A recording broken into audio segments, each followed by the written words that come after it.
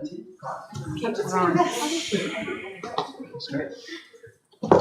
right, good afternoon and welcome to our more exciting than normal Committee of the Whole meeting. On June 24th, 2024, we acknowledge that the sacred land on which Smith Falls is now located has been a site of human activity for over 10,000 years and is rich in Indigenous history. This land is the ancestral and unceded territory of the Algonquin and Anishinaabe Nation. We are grateful to the Algonquin ancestors who cared for the land and water in order that we might meet here today. We are also grateful to the Algonquin people for their contribution in the making of the Rideau Canal, which runs through Smith Falls.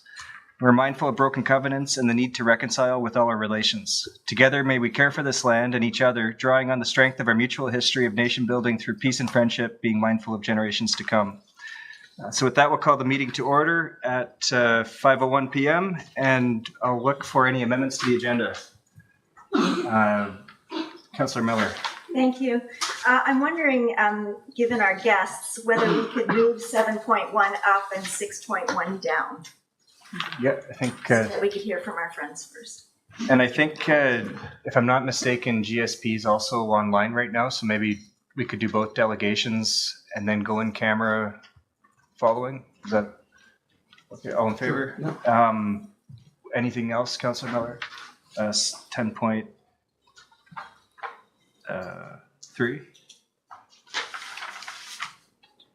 No, I was going to suggest something during council meeting about. Okay, so sorry. We can talk about that later. Okay, so all in favor for the amendments?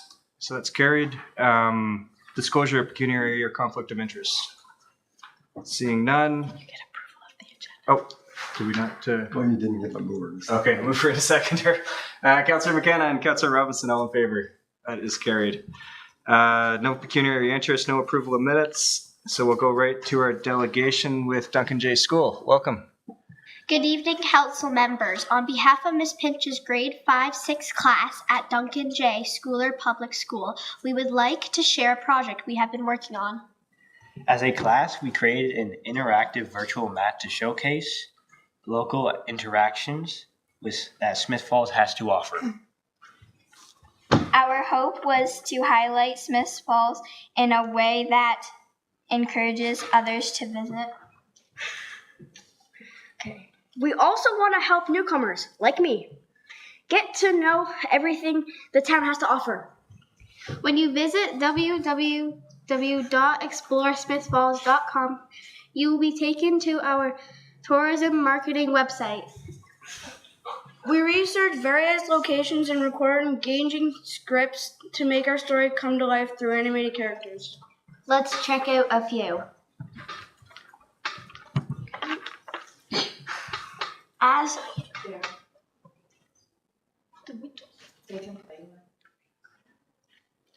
Sorry, I just have someone pressing it for us.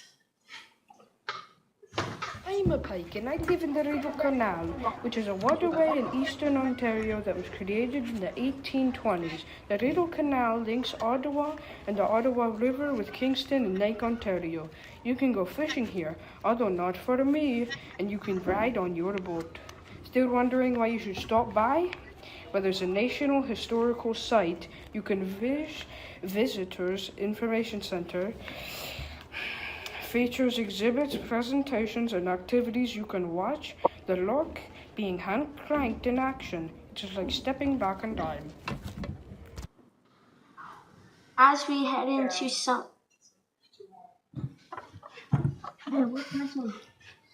Okay.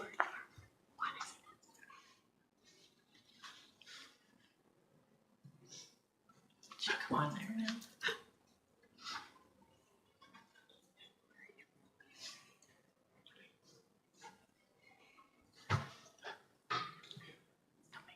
Ready to have some fun in the sun? Lloyd's Podcast got it all. You can play basketball, tennis, baseball, soccer, and football. If that doesn't get your heart rate up, you can also check out the outdoor exercise pad or the playground. If only there was somewhere to cool off after. The splash pad. Lorich Park is the perfect place to spend the day. You better be here on Canada today. There are activities during the day and fireworks at the night.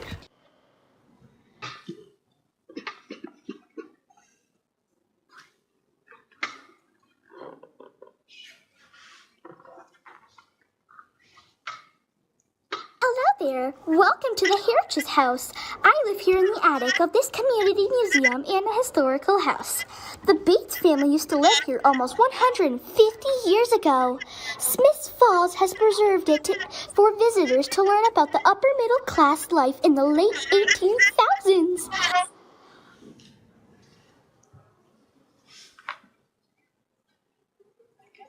There's another one. Oh, one more? Next to it.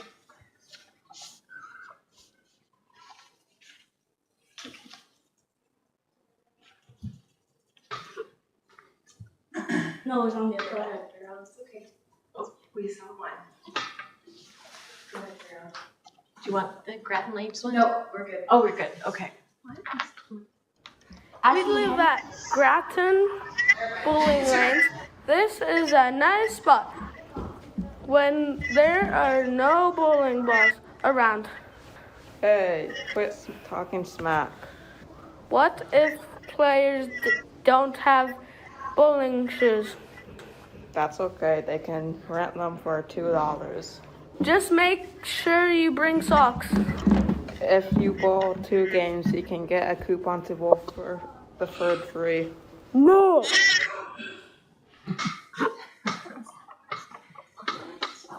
As we head into summer vacation, we would like to share our invited grad with others. Thank you for your time this evening.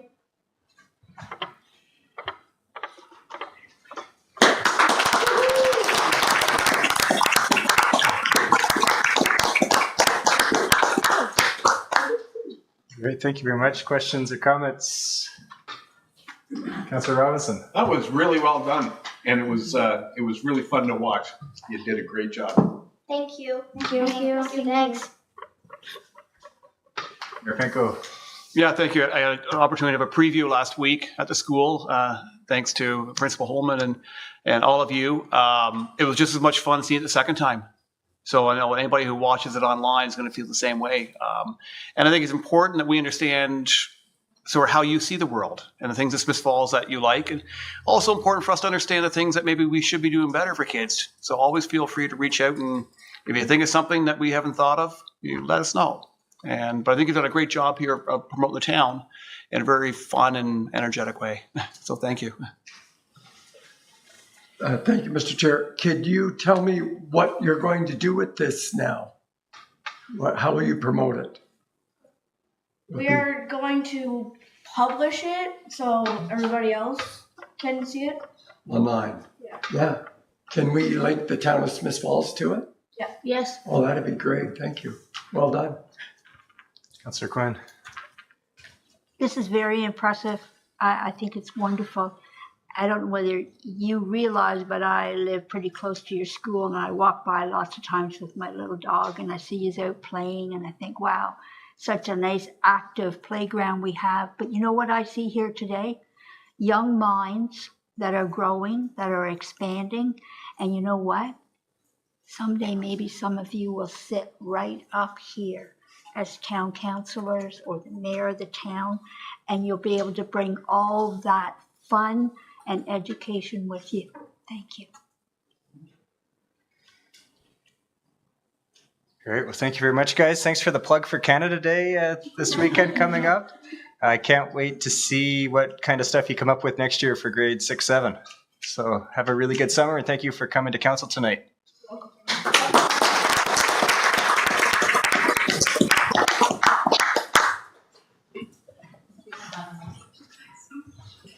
Oh, my favorite, my favorite. Is GSP ready to go? You're welcome to stay. Can I go with?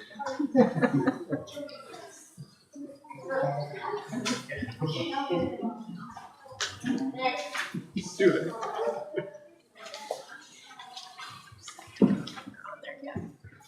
Just getting their presentation. Okay, so next on the agenda, we've got the Center Street Revitalization Master Plan with GSP as we get our IT switched over.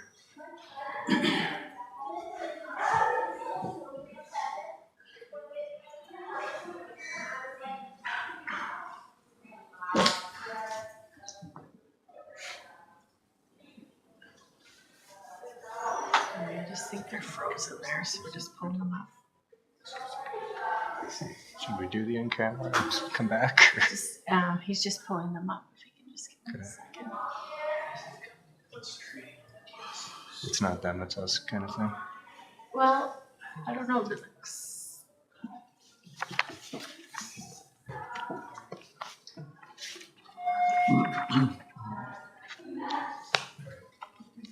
They didn't go on. Yes, just see. Okay, they are set. So he's just pulling them up.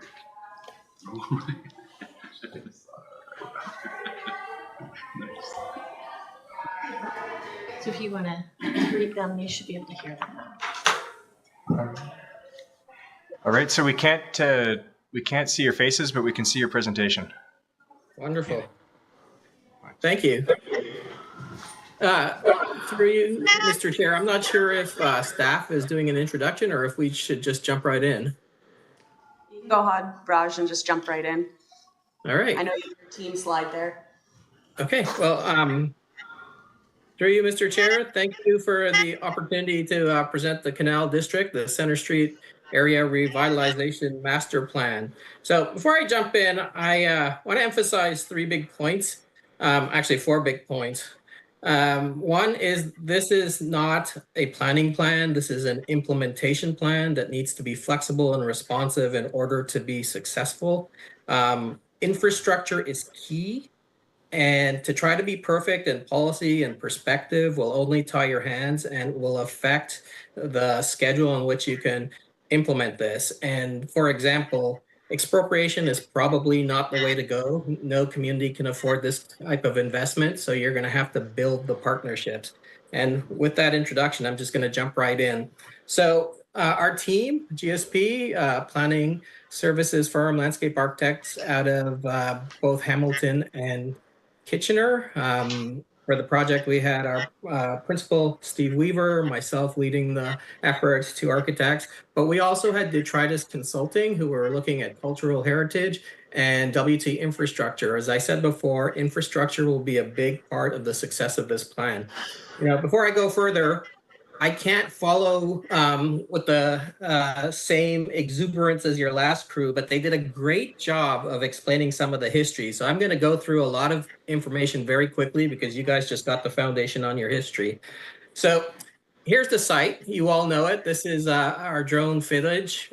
In the lower left corner, you can see the hotel. On the right side, you can see the Parks Canada property, and sort of top left, you can see the downtown, or the beginning of the downtown, with the giant Tiger Plaza in between and the school bus parking area. You have an incredible asset that is currently underutilized by sort of back of house function. You all know that. And that's sort of the crux of this plan, is like, how do we activate it?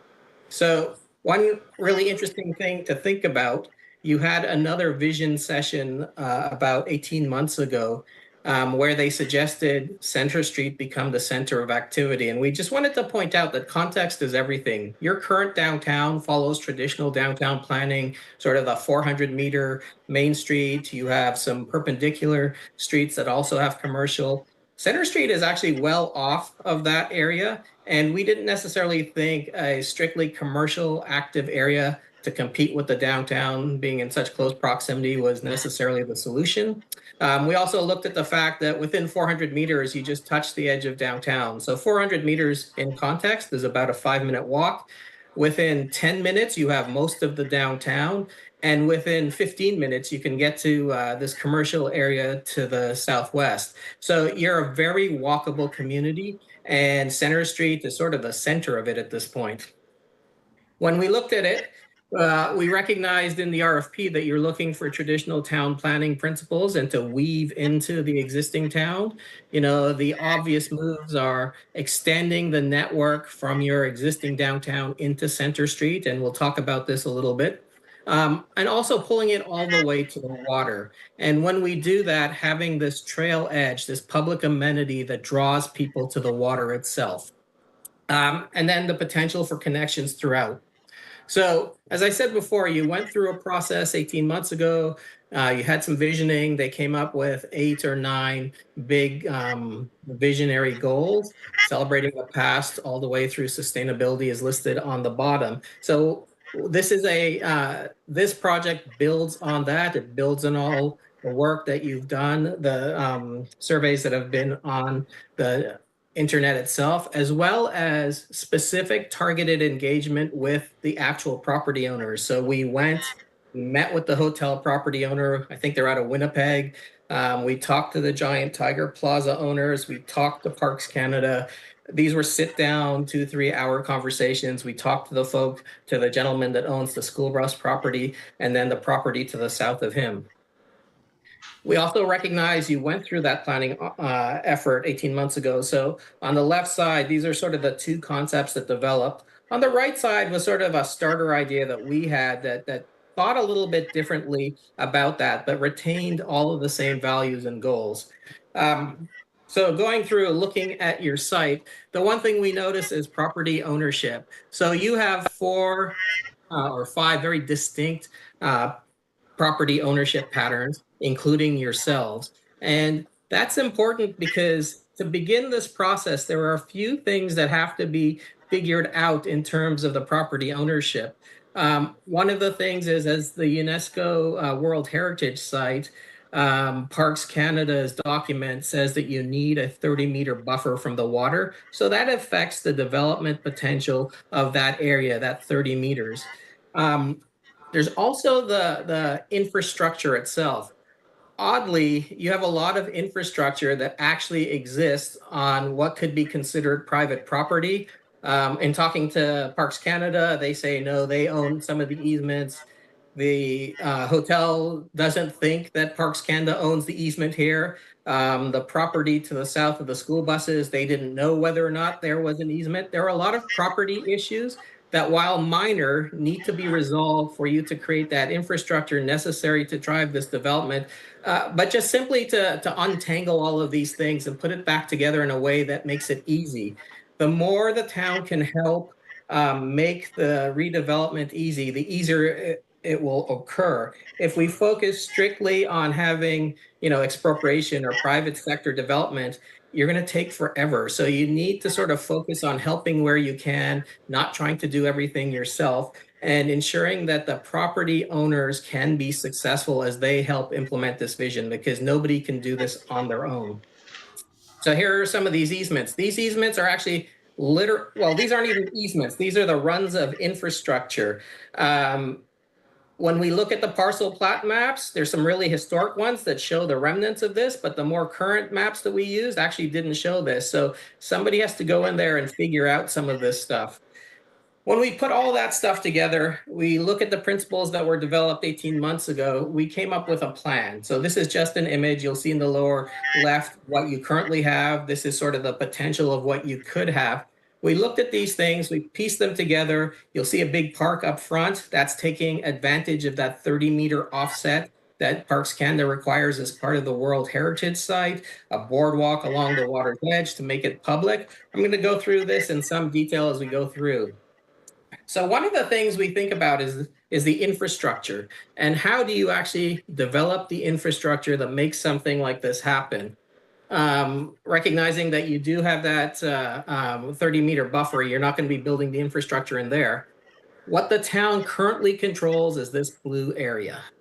In order to get the other infrastructure in, you have to start thinking about the other areas. So this light blue area and this green area. The green area itself, because of the UNESCO World Heritage designation, allows you to have that 30-meter buffer, a limited amount of control. This light blue area used to be owned by the town. It's now in parcel ownership of the surrounding landowners, and there needs to be a conversation around how you get that infrastructure in. Does it remain a private road with some kind of maintenance agreement? Do you want to take that through some kind of planning policy? The nuance of how it happens doesn't matter. The fact that it needs to happen is what's important. You have a smart staff that's capable of making arrangements with the community. I'm certain that the landowners themselves would love to get away from this liability of having to maintain this area. So there's a win there. through ongoing conversation and making sure that everybody is successful.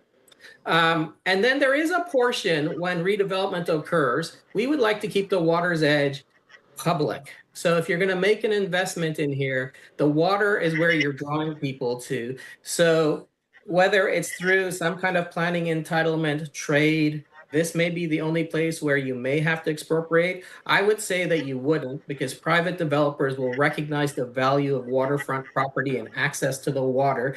And that may be in some kind of in-kind donation or participation with the private developers. In context, this is sort of the right-of-way, the road allowances that will be required to build the infrastructure that allows this kind of redevelopment to occur over the next 20 or 25 years. One of the big things you need to think about is actually the canal wall itself. So that's the red line I just put here. In conversation, it was very dubious who owns this. Parks Canada doesn't think they own it. The hotel doesn't think they own it. But that seawall, or canal wall in this case, it's not in a good state of repair. Somebody's going to have to go out there and figure out ownership, figure out maintenance, and possibly figure out reconstruction. It will cost something. It's probably going to cost a lot. But in those conversations, you have to start figuring out, do you want to be able to dock boats along that edge?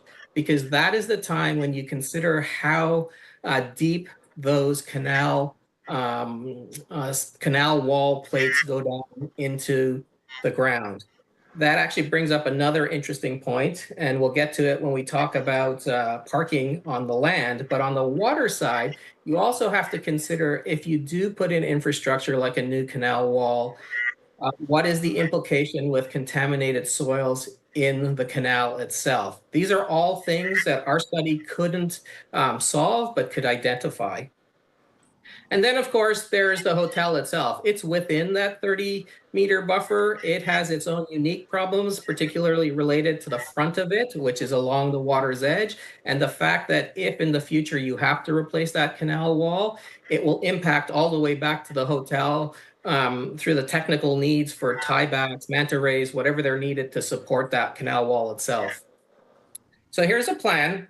And I talked a little bit about parking.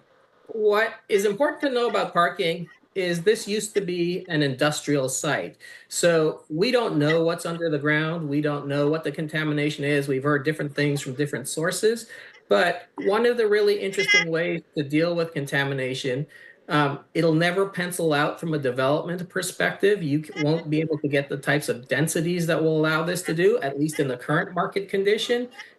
Capping the contaminated soil with parking is actually a very decent way of dealing with that. So you don't have to remediate in some more complex way, unless there's something really, really up here. And I suspect there's not. This is not like in the US version of a Superfund site. This is probably a little bit of contaminated soil that parking would solve. It does something else. It allows you to develop the adjacent properties, because the adjacent properties will require parking.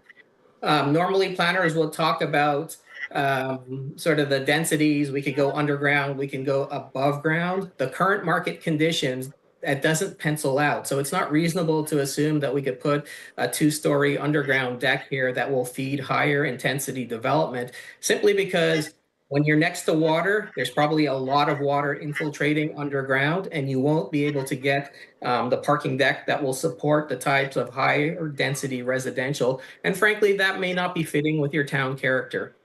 So again, we wanted to bring the community down. We wanted to connect the community to the water. So we extended these streets all the way down to the water. We have some views from those streets and from this new public waterfront edge, which is right here. I'm not sure if you can see my cursor, but this is a grand space. The previous deputants talked about 4th of July. Imagine having a barge in the canal, people sitting on the grass looking as the fireworks go off. It's the perfect orientation. You're facing the south. Everything about this site actually lines up really well. When we look at the development opportunities, we're looking at mixed use, the pink areas, at residential, the yellow buildings, and then maybe one institutional commercial building. Maybe there's a shared use in the lower right corner with Parks Canada that will allow you to retain some of that use. As we go through the streets themselves, we've looked at, this needs to be intimate. It needs to be a place where people feel comfortable walking, cycling. So we're suggesting 2-lane streets with on-street parking, grand boulevards where you don't need the parking, very walkable in the area in the bottom where you see this, it's not checker, this plaid pattern, is that it becomes curbless. So cars are allowed to be there when they're there, but during events, during festivals, you can close the street off and have a universally accessible space for any kind of event. You can close this off on Friday nights, or if you have any serious summer events. A little roundabout here, maybe an opportunity for arts. We know you're thinking about what to do with the water tower. I think paying homage to that and putting it in the center would be amazing. But here is an opportunity to create a space that allows you to do some really interesting things. On the left side, you see the farmers market building. The space needs to be active. It needs to start early. And we're suggesting whether that's a grocery store, a farmers market, but something early on that will pull people to the water besides the water itself. So this is that frontage on the water. So we have buildings. This could be the place, a boutique hotel. You could have eateries, bars, places where people who dock, so transient dockage along the canal itself, people can come through, they can spend some time in the park, and then they could have a meal or they could stay here if they so desire. This doesn't have to be complicated. So on the left side, you see an image from Vancouver. I can't remember what the place is called. It'll come to me in a second, but this is a simple Butler building. It activates the space by drawing people in. It's a market. When it comes time to sort of the residential development, again, we're not telling you to be prescriptive about this. What we would suggest is you, again, pay homage to the brick that's been used throughout your downtown, thinking about heights, maybe not going higher than 5 stories. We know that the parking won't allow that anyway, but to get that good urban form, make sure that the buildings are built up to the street, that they create street enclosure and a sense of human scale. The park system itself, so all the grayed out areas, the development, now we're looking at the green area. So again, we're suggesting a waterfront park investment. This may be a place where the town partners with Parks Canada. Perhaps if the First Nations communities want to participate in this in exchange for land, is you create a public amenity at the edge. We'll go through some of the phasing. We're suggesting that maybe in the beginning you start with the farmers market building and this small space, maybe with the help of the hotel, because there are some synergies here. The hotel use with the small public space use, that's an incredible opportunity that you can both share, and you can have an early win by being allowing the public to access the water. The hotel could sell wedding packages, maybe on that small event lawn, you can host weddings. There's incredible opportunity for that.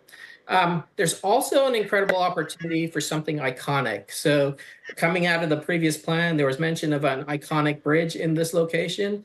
I don't know if you know what's going on in Toronto, but in other places, these iconic bridges are big draws, but it doesn't have to be iconic. A simple pedestrian connection would be great. These are just examples of what you can do along the water's edge. You'll note it's simple. There's no complexity here. A lawn, a really well thought of water's edge, some trees and some shrubbery. You do not have to go crazy. You have to be responsive to creating spaces that are intimate, that can appeal to groups. It needs to be flexible and responsive rather than, excuse me, iconic, because the bridge itself can be that icon. So these are just some examples. The top are from actually a gentleman I met in Boston, Miguel Rosales. He does these amazing pedestrian bridges.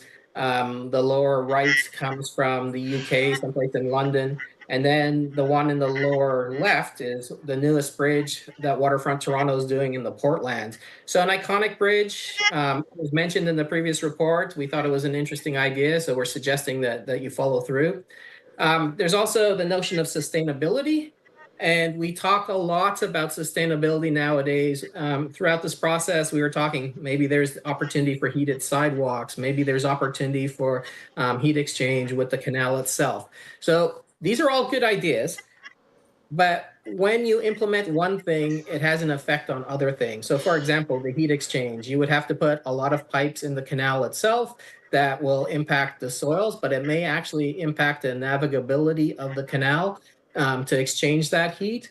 Perhaps there's an opportunity for cogeneration, combined heat and power with any kind of different fuel source, because what's important is not what generates the heat or power, it's actually how it's distributed through pipes. Here's an opportunity ahead of time. There's what you can do on the rooftops in terms of rainwater reuse, solar, or actually gardening and food production. So there are a lot of things from a sustainability perspective. If we were to grab onto anything, the rooftop is very easy. The cogeneration is something that if you're going to do that, that's something that you should be thinking about now, perhaps finding a partner.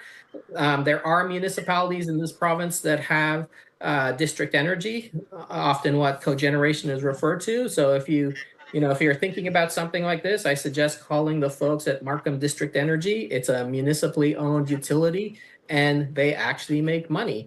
They can drive, the sustainability of this site itself, this area. So again, we have a 25-year build out. There are a few things you have to do early on, and there's a few wins you can have. You have to continually be advocates for this plan. Parks Canada and the federal government right now are going through their master planning effort. That master planning effort sees that site remains the way it is, virtually in perpetuity, at least for now. There needs to be a conversation about maybe that's not the highest best use for your prime waterfront land.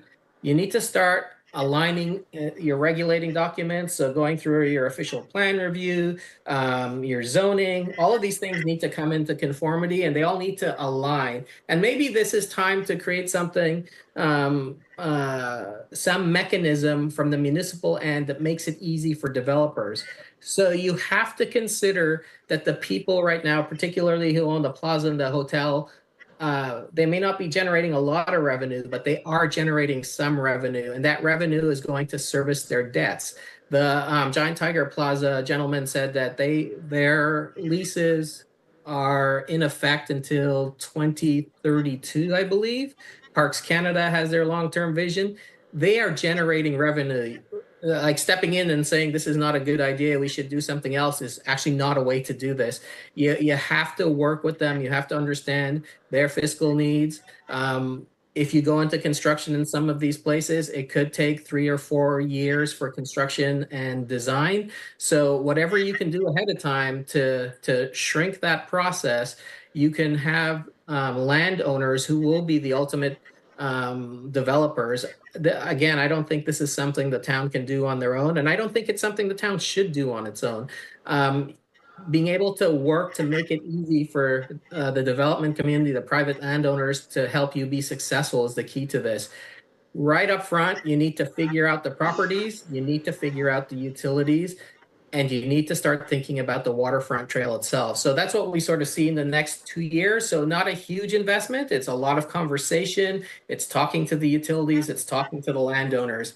In the next sort of 5 to 10 years after that is going for wins that you can see. So the hotel is actually in the process of modernizing or updating, whatever it is. So rationalizing the parking, thinking about what happens to, and forgive me, I've forgotten the gentleman's name, the LaBoat, where LaBoat is currently parking their boats, where the industrial uses are, where the school buses. Those are quick things that could change. We know the school bus gentleman mentioned that he wants, he could look at other opportunities. These are the early quick wins. The plaza and the Parks Canada, those are the hard ones. Those are going to take a long time. Parks Canada will have to figure out, and I don't think right now they're in the mindset of wanting to relocate their facility. So it's going to have to be a conversation, probably a political conversation, talking about what can happen. How do we encourage? How do we incentivize a different way of using the Parks Canada site? And I think the Giant Tiger site, that's simple economics. It's just making sure you can help that person be successful and economically viable by understanding their lease, understanding their tolerance for paying for a few years during development, if they're able to finance. These are all conversations that need to happen before you get here. Again, it's a big ask for any community to do this. Expropriation is not the way to go. This is about partnerships. It's about creating the types of relationships that will allow you to help the private developers help you be successful in your vision. With that, I thank you. If you have any questions, here to answer them. Great, thank you, Raj. And can we get the presentation down just to see you guys? Questions, Okay. comments from the committee? Stop sharing. And there we go. Okay, there we go. I hope you can see us, Mayor Panko. Sure, I'll get it started. And Raj, thank you. And I think it's very inspiring. And I think we look at the space what's down there now has been there for probably about 60 years after Frosted Wood closed, demolished, and a place redeveloped for the most part of that area. And I think when I look at this, I think of other areas I've seen, whether it's city centers in Europe like Krakow or Warsaw, or even St. John a couple of years ago when they were redeveloping the waterfront there, or Windsor or Sydney, like a lot of places that would have had industrial waterfronts at one point in time, or centers or city centers, and over time, and maybe over decades, have been able to convert it into something absolutely fabulous. And what I see here is it I guess in many ways represents the opportunity that probably will never exist unless this council or future council has the courage and the ability to follow through. We know the area is terribly underutilized now when it comes to benefit to the public in general. When we see Parks Canada has their place there, that's the way it's been.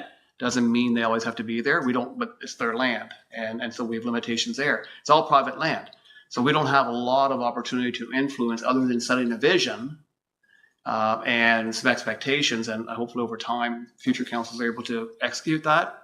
But from a question standpoint, when I think of the other areas that some of these projects have been completed and waterfronts have been completely revitalized, or city centers, it took a lot of money, took a lot of investment, and I guess my concern here is our community at the place where we could justify the kind of investment needed to create the vision that you've established here. And I know it's going to be phased in over multiple years.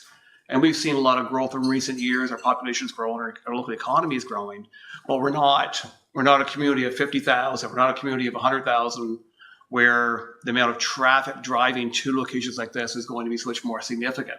Now, we're going to continue to grow, but I just wonder about, we have to make a decision as this council on the next steps. And what investments do we continue to make here with a lot of uncertainty? So I'm looking for you, I guess, for the confidence that we need to forge ahead, because it all begins with a dream.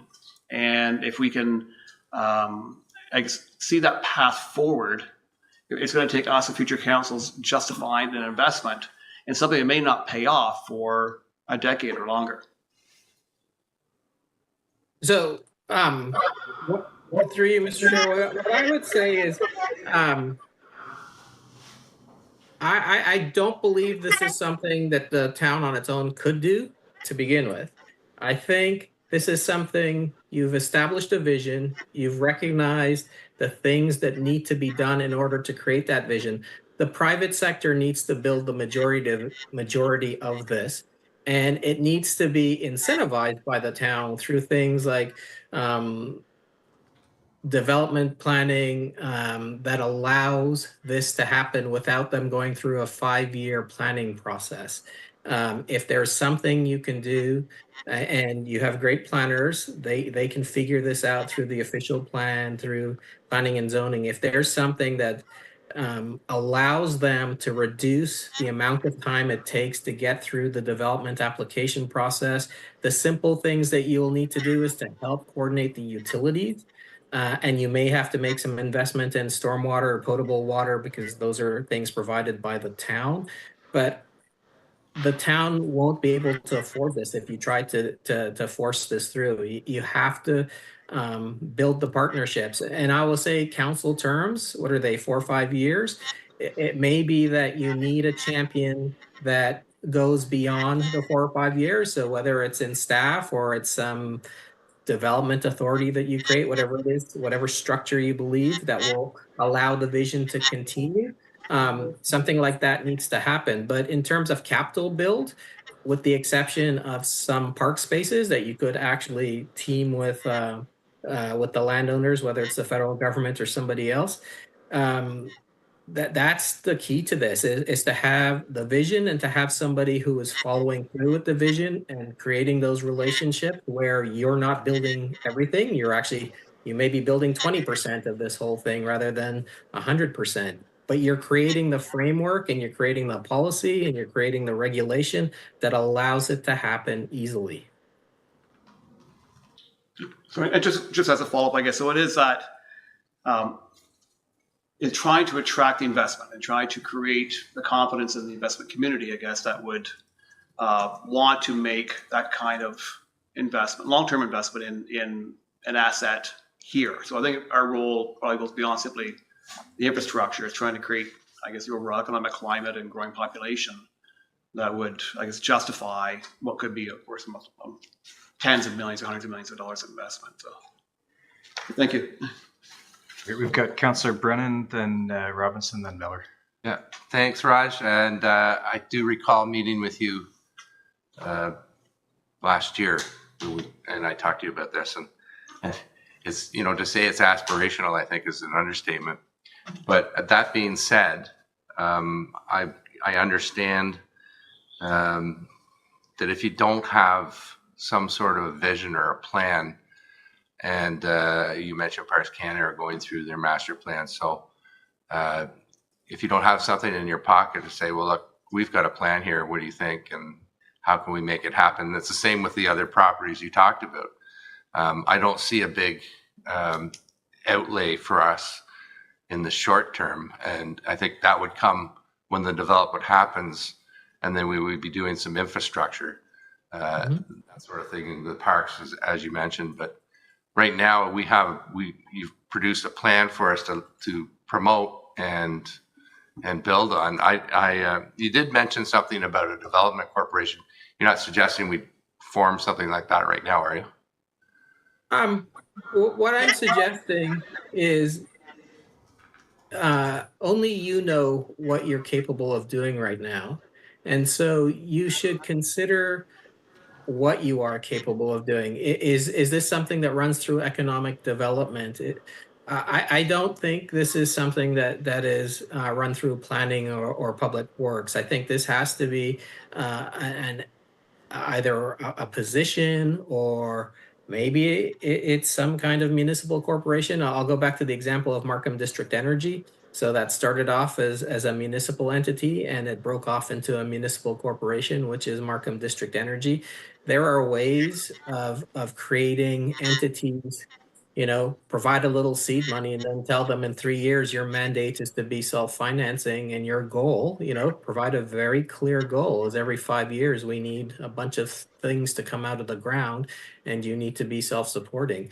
I'm a capitalist. I believe firmly that the market will find equilibrium, and you have an asset that's incredible and you should be leveraging that somehow. Okay, thanks. That's something to think about, and I think we'll be talking about this later. So thanks for that. Councillor Robinson. Thanks, Mr. Chair. I just have a quick question.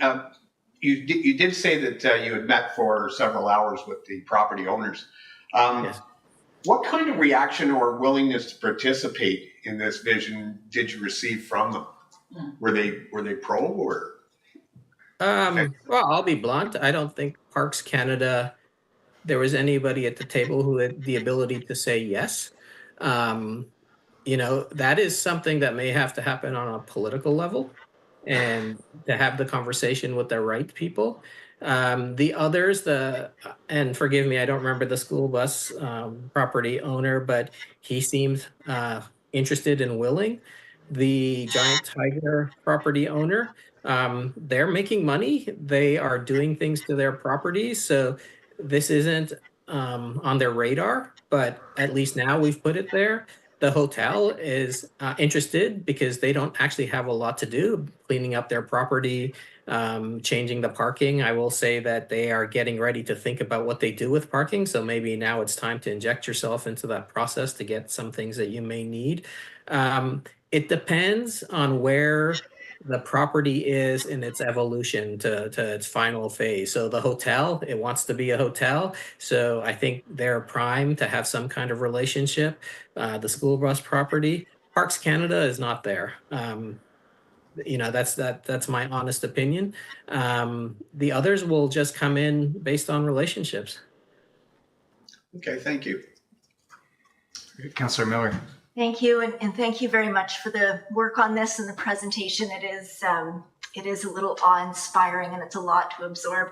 I'm actually really excited about the action plan because it does break it down into chunks for us. And just because we say there's a 2-year chunk for this piece, it may not happen that quickly. It may take longer.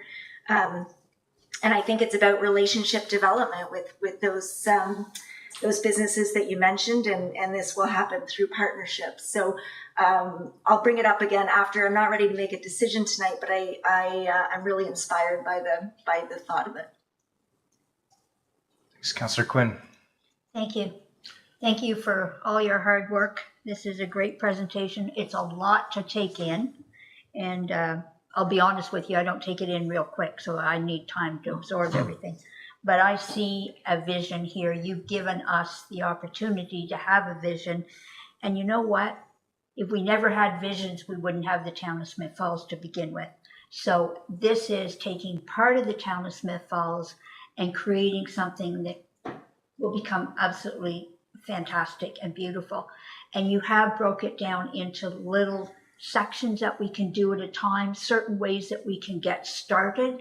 And I think that's the big thing. If we take on little projects and then others around those projects see, wow, they're moving forward. Well, yes, we could come up with an idea. And you never know. We might be lucky enough to convince Parks Canada to become part of it. I do think that'll take a lot of work, but there are others in that area that their minds are open. And if they see we're open and wanting to move forward and promote this, I'm sure they'll come on board too, in small steps. So thank you very much. Thank you. Oh, great. Thanks, Raj. I think my favorite plan that we've had in the last 30 years was the waterfront revitalization or waterfront integration and downtown revitalization plan. And this is the first one since then that I think really comes in at that level. I really appreciate how it sets out that vision for the next 20, 30 years, but it also has the details of what do we need to do in the next 5 years that to the average resident, they're not going to notice that anything's happening down there, but that's the foundation that needs to happen to ensure that in 10, 20, 30 years, we can see something like the vision. So I really appreciate, when you look at the sanitary sewer, the politics of the Parks Canada land, a lot of those nuances and details that I think are important are in this document. So I'm really excited to add it to our arsenal, and I hope it's a part of the strategic plans going forward. But any further questions, comments? Okay, so with that, I think we can let you go for the evening. I hope we'll see you bidding on future projects. Thank you. Good day. Thank you. Thank you. So with that, we've got our 6.1 that we moved. So we'll take a motion to go in camera to discuss labor relations or employee negotiations. Moved by Councillor Robinson, seconded by Councillor Quinn. All in favor? That's carried. So moving on.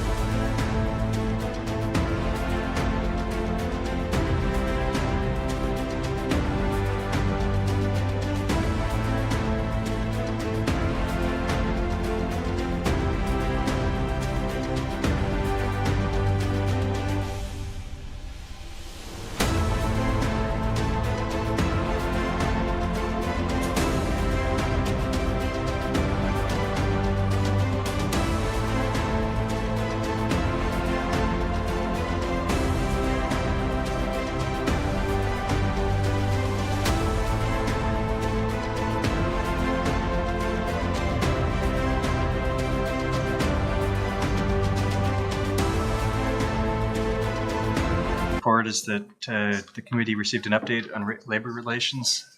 With that, we'll move to 8 CAO directors reports, and I believe we have a report with Ms. Crowder.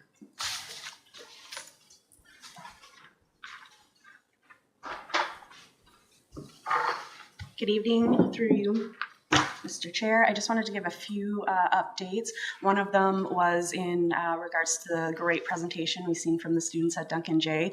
So we were able to see them last week, and we've committed to help them with that project in marketing that project. So we will be putting it on our website. A news release will be looking to go out tomorrow as well to help them promote it. It's a great initiative, and we were really excited that they had the creativity and the stamina to get that project and bring it forward. The other thing is staff is in the process of finalizing the draft for the RFP for the investment attraction and BRNE strategic plan. So we're hoping to get that out this week to look for a consultant in order to start developing that project.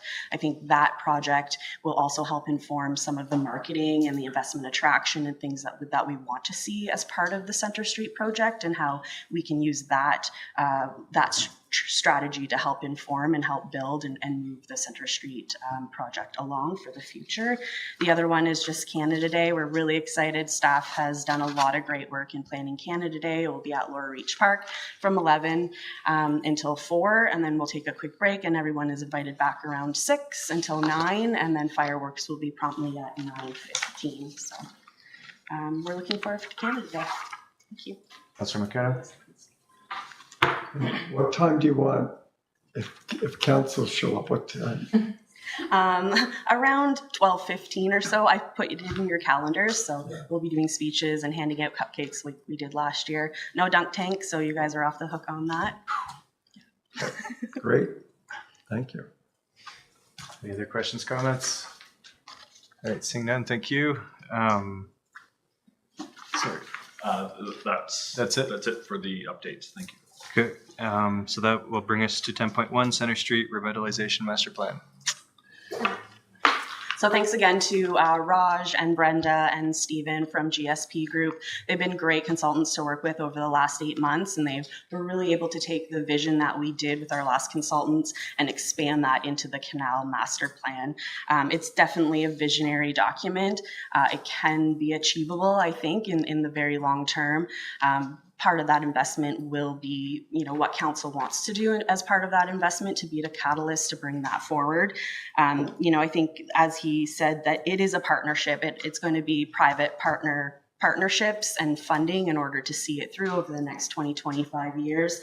And part of the implementation plan, which we thought was really important to have as part of this plan, is to block it out into tangible action items and timelines. So the first 2 to 5 years is really understanding the landscape of Centre Street and what type of investment council may wish to invest in. So as part of the plan, when we're talking about infrastructure, the linear infrastructure, so putting in new water and sewer and roadways potentially, that's about an $8.5–9 million investment that the town could potentially make. But we have to go through and we have to do some more studies. We need to do some more analysis and cost estimating to be able to bring that back to council for their consideration and look at putting it into a long-term plan as part of our asset management and our long-term budget planning as well.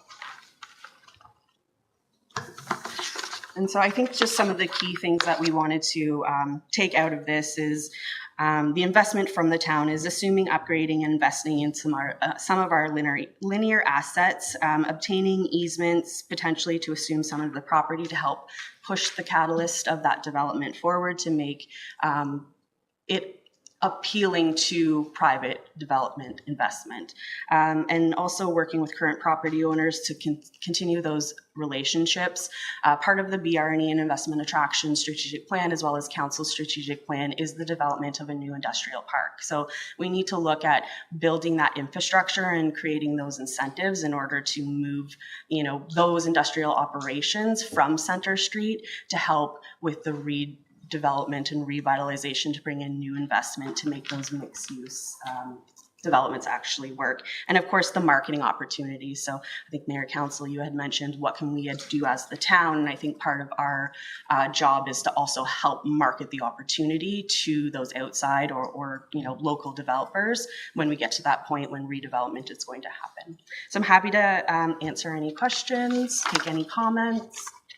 Okay, Councillor Miller first. Thank you.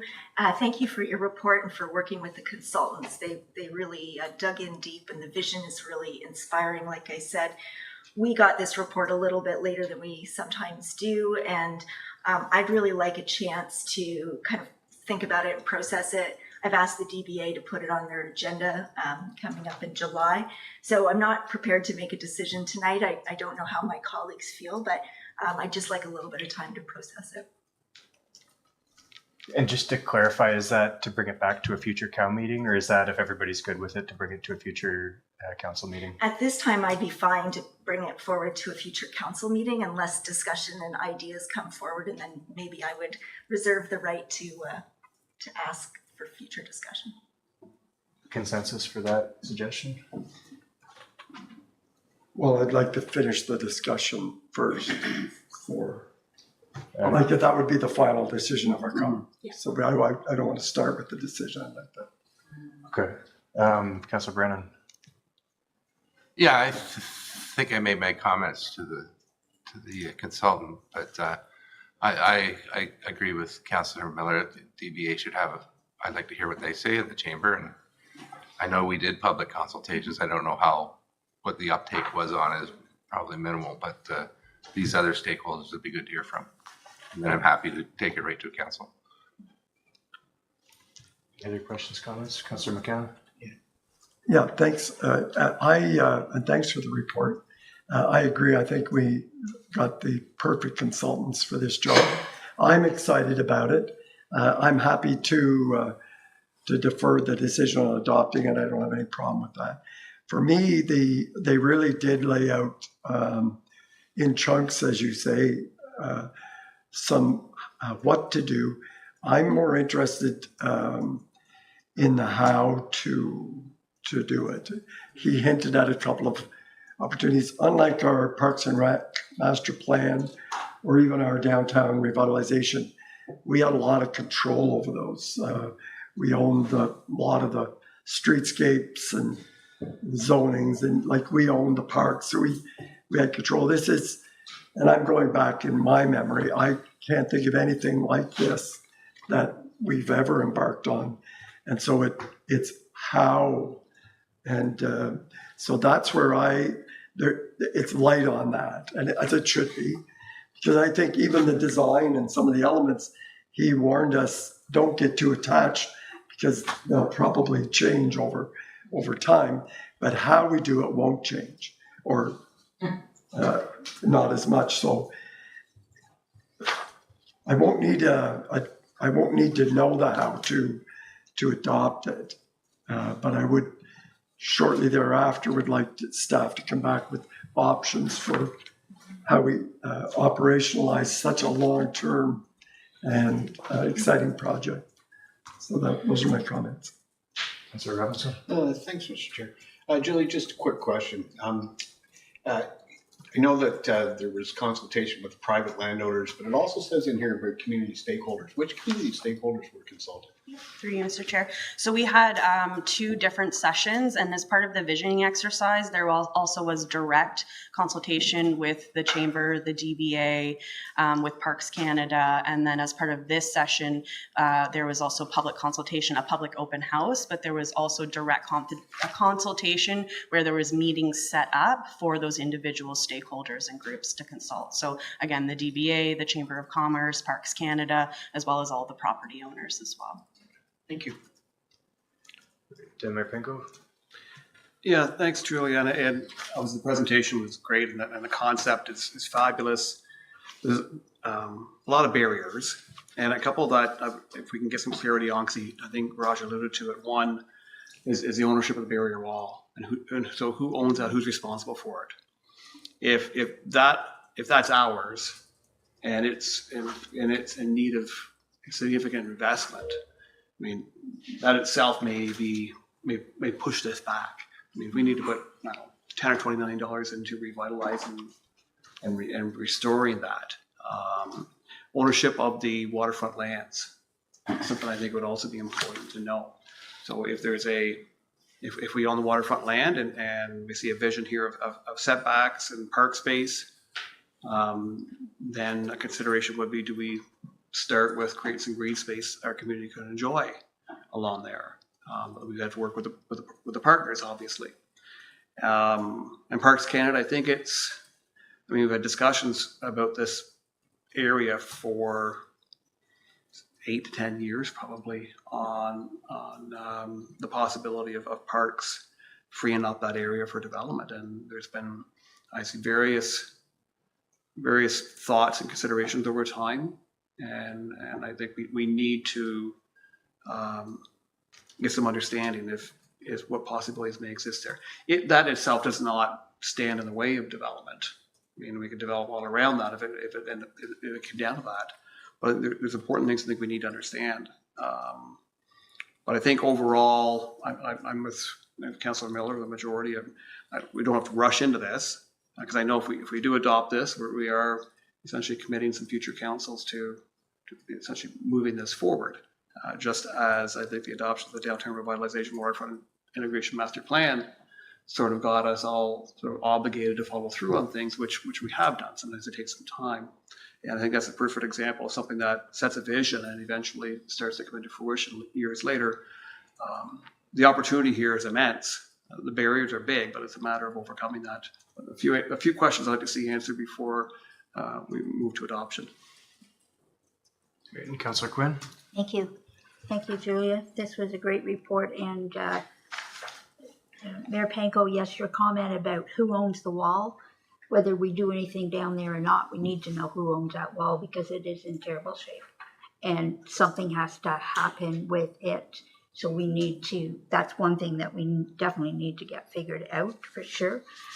But just listening to this presentation and how they put it together and how they broke it down, it's huge. It's huge. But if we don't have the vision and we don't work with the vision and we don't take it in little steps, nothing will ever happen, whether it's Center Street or whether it's somewhere else. So, but there is a lot of information here, and I also would like a little bit more time to go over it and absorb it and take it all in. And I also think it's really good that this information gets out to those that were there at the start so that they feel part of this also. So then they come together with us and we work with whatever decision it is that we make. So I think that's very important. So just give us a little bit of time on this, but I think it's positive, very positive. Thank you. Great. Thanks. So what I'm hearing is that, Sorry, and I just threw you, Mr. Chair. I just wanted to say in terms of the implementation plan too, and looking at what are the next steps and the land and the ownership, that's something that we're already starting to look into as part of the development of this plan. We understood and we seen that we weren't really sure, and there was some gray area and information that we didn't understand. So we had conversations with Parks Canada along the wall, as well as with the hotel as well, and with the owner of the Giant Tiger property to figure out some of that stuff. And we're in the process of pulling land registry information in order to identify where our easements are, who owns what, so we can really start having those broader conversations. And like you said, things like starting a trail along the side, potentially that's a little win that we could do.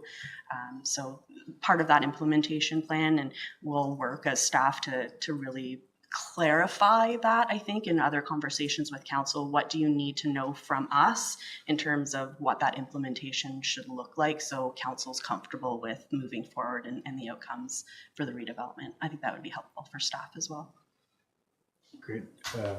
So we'll give it 2 weeks till our next scheduled council meeting. If there's no issues, it'll come up then, and if there are, we'll add it to a future COW. All right, thank you. So next up, we have 10.2 street naming, Bellamy Farm Subdivision Phase 3 report with Richard Grant. Okay.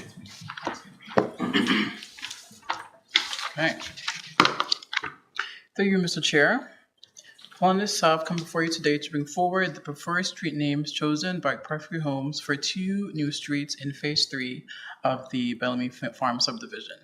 The 2 street names presented for the Committee of the Whole's consideration are Mansfield Terrace and Harrison Drive. As per the town street naming bylaw, written comments on the proposed street names were circulated to the applicable internal and external departments with no comments received on the proposed names. The Committee of the Whole has the option of recommending to Council by way of resolution that they approve the street names as requested. Thank you. Questions, comments? Fine with it. Mayor Panko? Yeah, I'm agreeable with Mansfield. How did we arrive at Harrison? I mean, was the list simply provided to Parkview and they randomly selected the 2 names that have been identified here? I wouldn't say random. I know Ken Shelley has his particular ways of doing things, so it was his own choice. So I'm not quite sure exactly what his personal motivations were for the names, really. And sorry, no disrespect to Dorothy Harrison. I don't know her. And obviously, Citizen of the Year, some degree of a lot of work in our community. If she was given that award, there's a lot of other Citizens of the Year which I think are probably very deserving. And I go back to our original street naming list, and some others there that I think have great prominence too, and for reasons they were added to that list. And has Agnes Crane been named? Pardon me? Have we used Agnes Crane yet? As part of the subdivision? As a street name? I don't think we have we? Not to my knowledge, no. No, I don't believe it's there. So there's, as an example, a woman probably fairly well known through the community due to her role, doctorate practicing medicine in Smiths Falls, graduating university, I think it was Queen's University, at a time when it was very uncommon for women to even be practicing medicine. She's one of the first, I believe, to even practice medicine in Ontario or in Canada. So, I mean, there's, as an example, I think, again, no disrespect to Mrs. Harrison, but I think Agnes Crane is somebody who would stand out for prominence. It was added to this list originally for that reason. The Bates family, Kenneth Gerald Spooner, again, a George Cross recipient. So I would prefer we actually work with the original list of recommended street names that we have some details around. We have no details on Mrs. Harrison or any other, some of the citizens here we know, but going back further, we have less knowledge of any of them. Dr. Ashwell, a former mayor who, of course, is a former citizen here, I believe, maybe is, or he started the award. So there's all kinds of opportunities. It's a matter of who we believe most appropriate. We're going to have more in the future, but for now, that's just my thought. I'm not sure how others feel about it. Councillor Brennan? Yeah, I think that last term, you'll recall, we sort of went through this before, and it was it's a pretty subjective list, and I don't disagree with what you're saying, and you know, I think last time Parkview suggested a couple, and we changed one of them, I believe. So I'm fine with doing that, and but it's almost like you're right. I think that we should be using the list of the other than the Citizens of the Year. I mean, that we have background on, and then just throw a dart at it because any of them are good choices. So I'd defer to my colleagues. Of course, I'm partial to the Bates one, but that's just me. Councillor McKenna? Yeah, I thank you, Mr. I was fine with letting the developer choose this time. I don't see any issue if we are presenting them the option.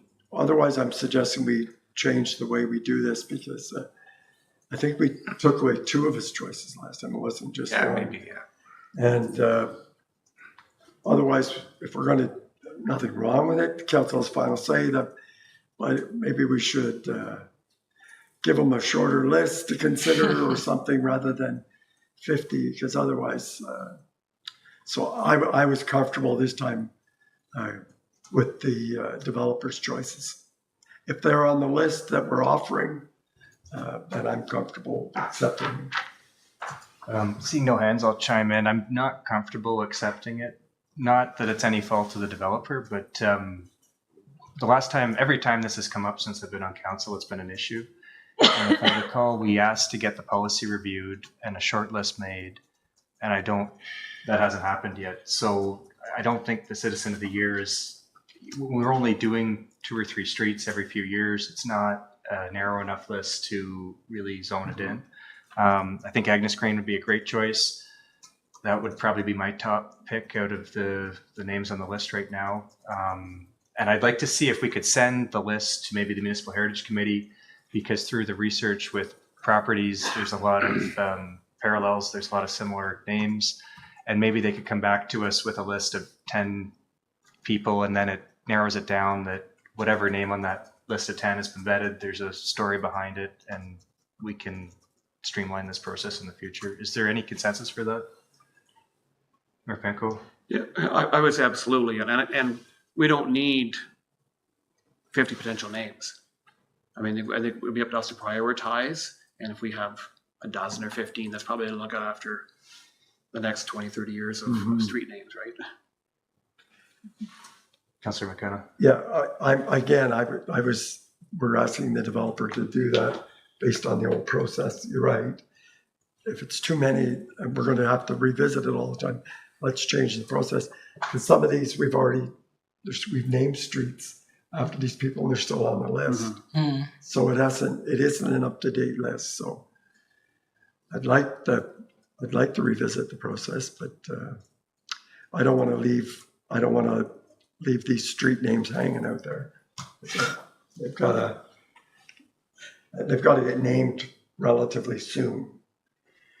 Is there a consensus for Agnes or CO Mars? Yeah, thank you, Mr. Chair. So perhaps a question to Richard. Is there urgency in naming the streets? So this is for phase 3. Phase 3 is going to, be planned out for this year. I know that Ken Shirley would like this sooner rather than later, because he was actually suggesting the naming himself, hence why we're here. But if we're deferring for a couple of weeks or a couple of months, I don't think it would change things, so long as the rationale makes sense. So with that, I don't think there's a urgency in doing this. If the direction is to shorten the list based on some set of criteria, we could do that before this decision is made. But in fairness to the developer, we gave them our policy and they did what we asked them to do. It's in your right and prerogative to change the policy, and that's, I think, what I'm hearing. So there is time for us to bring this back before we make a decision. Councillor McKenna? And if we're radically changing the policy, then say let's removing the Citizens of the Year or something like that, then the previous council set that up for a good reason at the time. It's a bigger, once you open this up, it could be messy, but that's fine, I guess. CO Mars? Yeah, and I think it's become obvious we have more names than we're going to use in the immediate future. So I think there are too many names on the list, and there's no disrespect to anyone on that list, but we do need to shorten it, would be my advice. So I would suggest we come back as staff with a recommendation to make the list more manageable, and then we'll reset the process. Okay. So there's consensus to defer tonight. Are we okay with the one name, and at least that gets... Is there any advantage, Richard, to do one name tonight and they can start planning based on that, or is it better to do 2 at the same time at a future date? Better to do 2. Having one doesn't appease them, honestly. Good. Okay, so we'll defer that for tonight. Any final questions, comments? Just our staff clear what we're asking? They've got enough information? You should confirm the action. So the action I'm hearing is staff are going to review the policy, and is the Heritage Committee going to be involved in narrowing down the list, or is staff taking that on? My advice on that is that maybe beyond the purview of the Heritage Committee in this instance. So, I mean, the process of naming a street, typically involves some accomplishment on the part of the person, and I think we have documented evidence of what certain people on the list did. We don't have documented evidence of what the Citizen of the Year did. As the mayor said, clearly they must have done something remarkable to become a Citizen of the Year. We just don't have easy access to that information. So, so my advice would be to remove the criteria for Citizen of the Year and look at merit based on identifiable, documented accomplishments. And that way, we're still going to have a significant number of names to choose from. Mm-hmm. So I would see that, not to predict what the staff recommendation would be, but that's probably the most easy, the most straightforward way to manage it. So I would just ask if there's anyone that thinks Citizen of the Year should remain a criteria. We should have that discussion tonight. Is there anybody, Councillor McKenna? Well, there's people there that you're right. Like Mayor Ashwell, for example, he was more than a Citizen of the Year. He was a mayor, he's a local physician.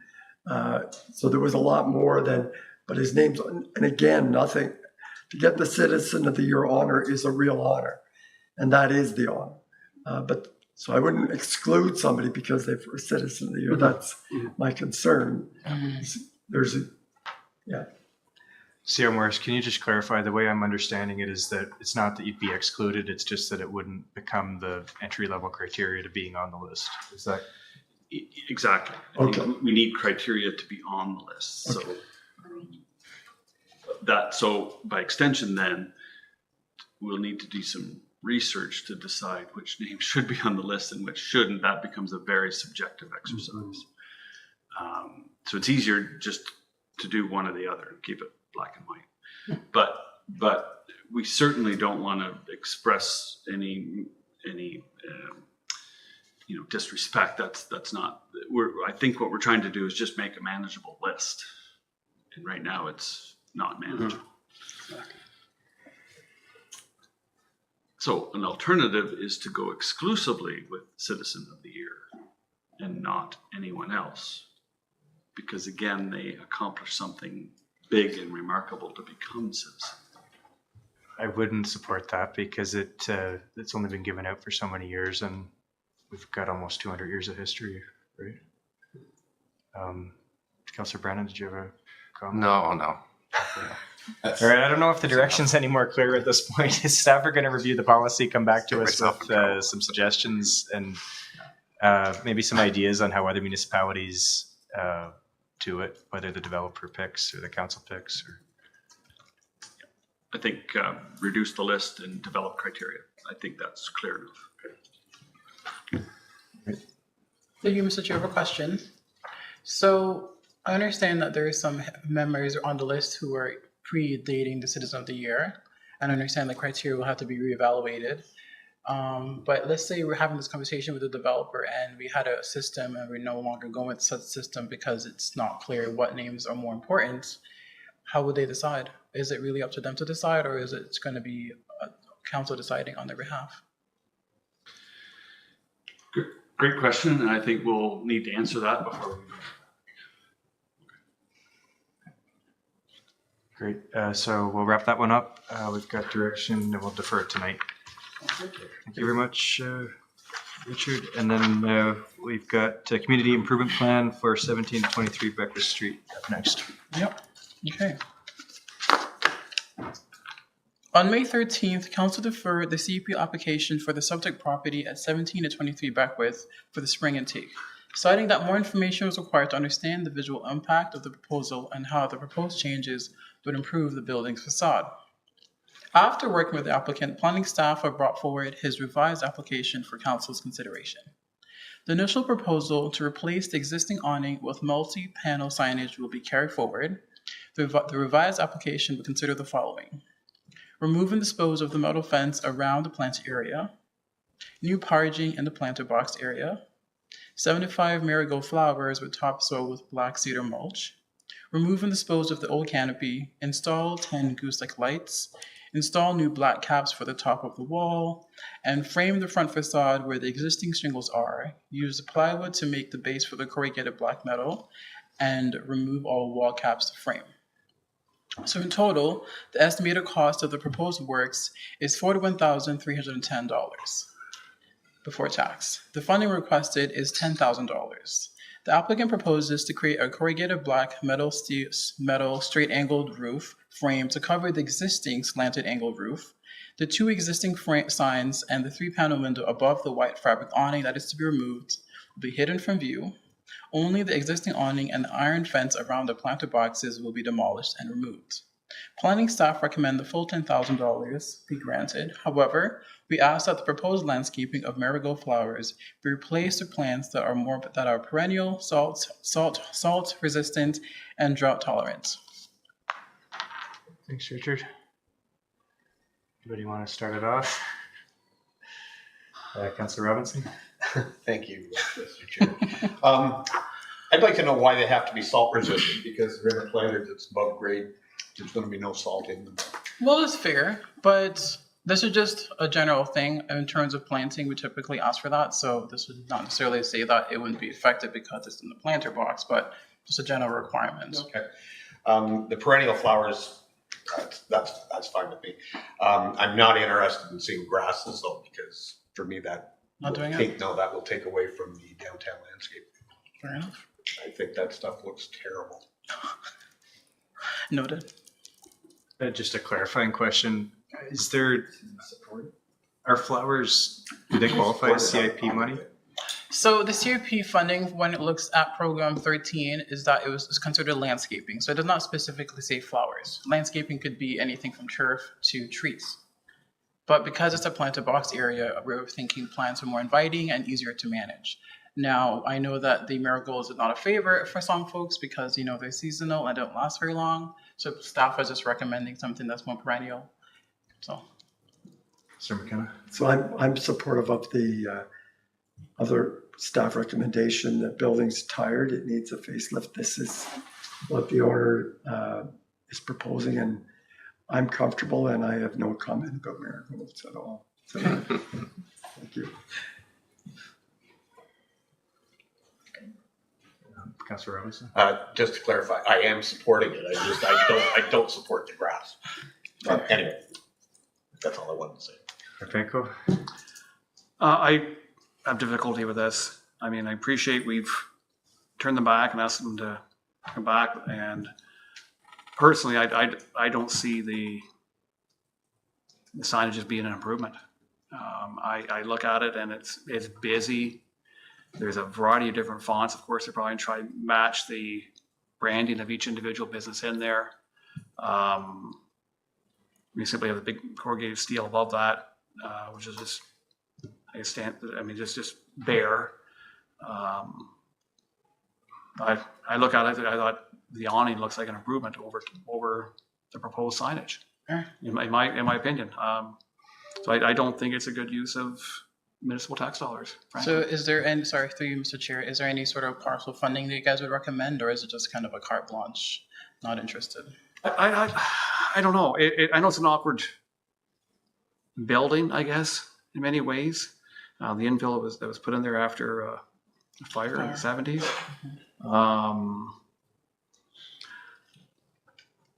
I don't know if we need to take advantage of the space above the signage at where the corrugated steel is, and having similar to what's there now, maybe where you've actually got signs which are up higher. You're not having just simply bare corrugated steel up there as well, and then busy signage all across. So would you want like a less signs, like say? I don't know. I'm not. I don't know what would be best, but I don't like what I see.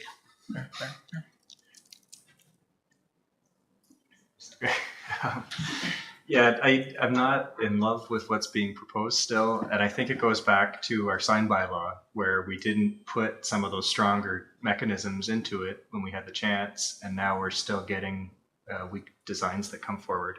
I don't have an issue. The corrugated steel makes me concerned because when I think corrugated steel, I think of the old kind of backing at the corner of Beckwith and Russell. That it's great to have that removed and great to have a new material in there. But this, if it's ribbed steel and it gives the effect of a mansard roof, that I think would be a big improvement of the shingles that are there now.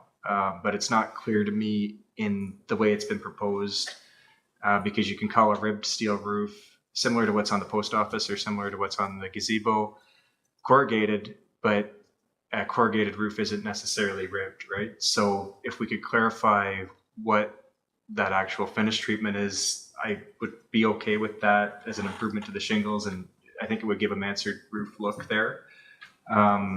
When it comes to the signage, my biggest issue with it is the, I like the gooseneck lighting. I like that I think it is a big improvement of those awnings, because those awnings are peeling the awnings that we have in our downtown core are not durable. They don't go through winter well.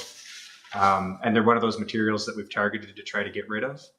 But when I think of if it's going to be aluminum and it's going to be that reflective surface, it's really hard to read because it's reflecting all the colors around it and it kind of camouflages into the black. So I'm not sure, are they using a white color? Are they using a matte color? How's it going to stand out? When it comes to the flowers, I really don't have any conviction to give them direction on it, because I think we pay money every year to put perennial flowers at every node, at every intersection. So if we're doing that on our land, what are we to tell them? But I don't think that perennial flowers count as a CIP improvement. You know what I mean? That's when I think landscaping, we're talking new green space, benches. In the past, it's never covered tree plantings, but it's never covered perennials. So I would just take that part out, and I'd be happy with whatever they want to put in there. I guess, Richard, my question would be, can we put a little bit more specifics onto the type of material they're using on that, or do we know what for the mansard roof part? Beyond the corrugated steel, more specifics? Yeah, what kind of corrugated steel are they imagining? Like the wavy steel or the ribbed steel, or? Oh, that specifics, we didn't get into that much detail, just the color and type of material. But Okay. I can ask. Because I think of similar to the roofing on the post office, it looks good. The gazebo looks good. That would probably be an improvement there, but I don't know. It's really hard to know what the property owner is envisioning here. Councillor Brennan? Yeah, I agree with Councillor McKenna. I mean, they're putting in 30,000 of their own money, and I suspect, I like the lights, by the way, and I suspect that the signage that is different, I'm guessing that's each business's choice, and I'm sure they're paying for it, and so I'm fine with it. And it's like Councillor McKenna said, it's a tired building. It looks like a decent upgrade, and I don't know if part of the application was for the flowers or not, but it was. So I'm fine with whatever they want to put in there too. Councillor Miller? Thank you, Richard. I'm really torn, so it's been good to listen to my colleagues, because I think Mayor Panko is right. It perhaps is not the most inspiring design work that we've seen through the CIP efforts, and yet the property is in need of updating, and so I appreciate the owner's efforts, and perhaps there is an opportunity to discuss signage and simplifying it. Just calling it the Rideau Heritage Center versus all of the businesses on there might just be less busy for your eye. But again, I feel like I'm getting very operational here. We have assigned this to staff to make these sort of recommendations, so I accept the recommendation. Okay. Councillor Quinn? And I'm sitting here and I'm looking at this, and I have to agree with the mayor. It just looks too busy to me. Like if it had just the name of the complex, and then somewhere else have the names of the businesses. And the other thing, and this is one of the things that has happened within the Davison Courtyard where I am, we have nice little signs just at our businesses, and from the building, they're just small signs, but you can see them. But there's a nice sign at the entranceway, so you know who all is in there, but it's not busy. This looks really busy to me, really busy. And when it gets that busy, kind of cluttery look. I think they're taken away from their professional look that they really want. Okay, so when it comes to the signs, I'm seeing, oh, sorry, Richard. Go ahead. 4 in favor, 3 opposed. When it comes to the corrugated steel, I'd really like us to think about that because that's a material that's been identified time and time again since day one of the CIP that we're trying to get out of our downtown core. The purpose of the CIP was not to help with regular maintenance and not to help with fixing up tired looking spaces. It was to inject revitalization into the downtown core. And so I remember in the 2015, when we first started meeting, there was a real focus on, is this a like for like replacement? Is this regular maintenance? There was some leeway when it came to heritage attributes, regular maintenance, because they obviously take more time and effort to maintain. But there was always, it was really important in conversation in those committee meetings that, is this pushing the bar? Is this elevating the quality work in our downtown? If that corrugated steel is going to be ribbed and it's going to be a higher quality material and all of that, great. But if it's just going to be the wavy corrugated steel that we've already seen be removed from the downtown without CIP grants, I don't know how I could go back to residents and justify why we used their money for it when they used one of the cheapest materials they could have used. Because the whole thing is acknowledging that those higher quality materials cost more money, provide a better downtown experience. So I'd really like to put it out there one last time to the committee that if we could at least get consensus on the corrugated steel. The sign I know is much more subjective at going through the sign bylaw debates, that I don't know that we can come to a consensus on that tonight, but if we could come to a consensus on the corrugated steel, I think it would be better, a better outcome at least. I could live with that. Good. Okay, we got consensus on the steel. Councillor Miller? Sorry, so a few years ago, there was a project done where sample designs for some of our downtown businesses were created and images of various properties were created. Now, my memory's not great. I can't remember if this building was one of those. It was. So there is a beautiful design somewhere that we could be modeling after. Thank you, Mr. Chair. So yes, there was. So for example, the brick was painted white, for one, and the awning definitely was changed, and the glass that you could see on the first level was not as broken up as it is now. So there were more cleaner panels, so it was less busy. And they still had, they didn't have an awning, but they still had the signs, but there weren't as many. So this is calling for 10, but they had, I think, around 6. And has that, if you don't mind, Mr. Chair, this property owner seen that image? Yes. Okay. We discourage them from painting the brick because maintenance usually it doesn't last long. We encourage them to do landscaping just because it looks more presentable on the front. But the roof, it's all up to him whether or not he wants to do corrugated steel or what have you. So this is sort of his choice for the corrugated steel. But we're pushing him just for more landscaping and not to do any painted brick.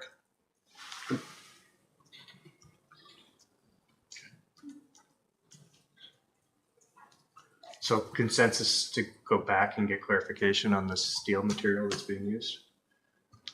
And does that need to come back to committee of the whole, or if it's the right kind of material, can we get updated and bring it directly to council? Okay. If it's the steel that you're describing, and I know what you mean, the old post office is a very beautiful product.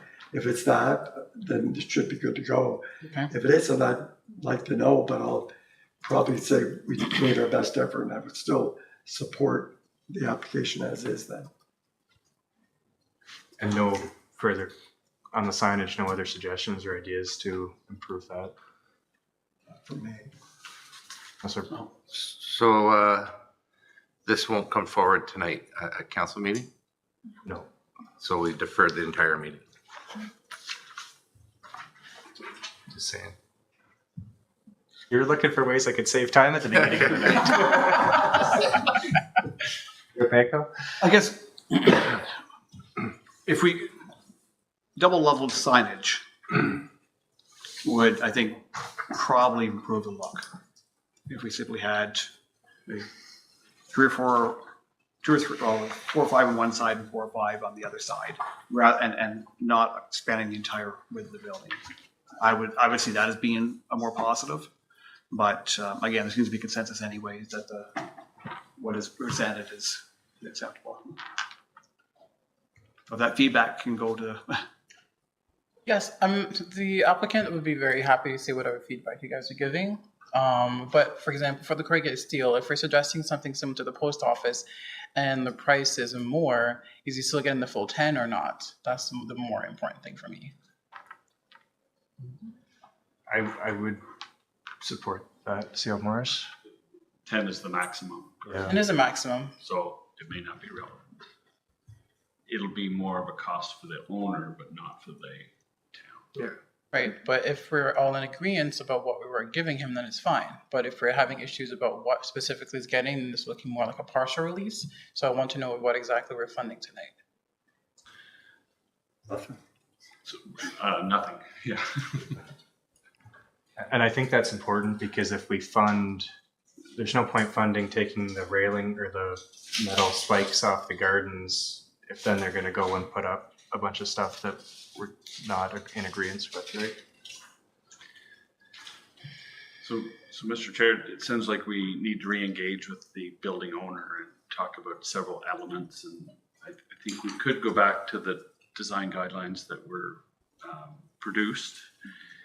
They were never produced with an expectation that they would be implemented. It was more of an inspiration. But it is council's prerogative to make a decision on what you find is acceptable.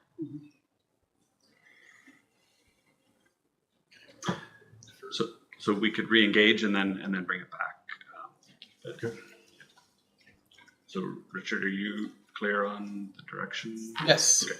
So we're re-engaging with the applicant, discussing, I guess, preferences from the council and just more adherence to the guidelines in terms of what we're thinking in an aspirational sense.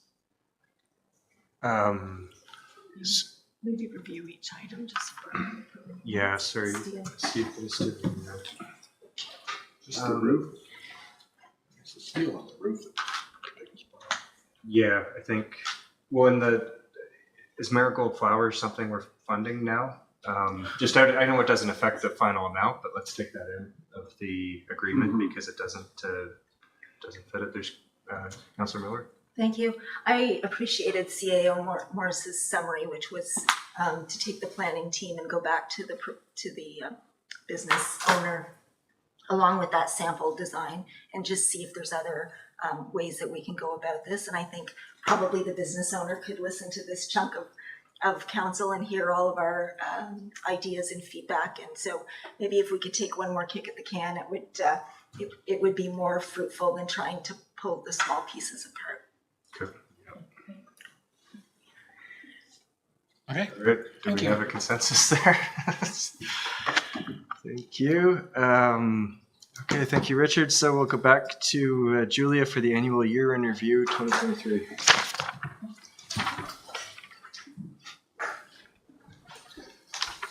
Good evening again. This is a fairly quick report. We're happy to bring forward for council's information and the community's information our annual report in review.